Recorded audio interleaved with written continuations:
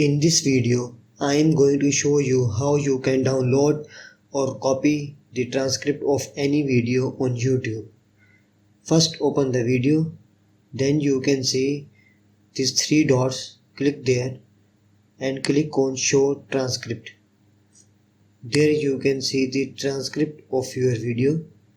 Click these three dots, toggle timestamps and then select the whole thing.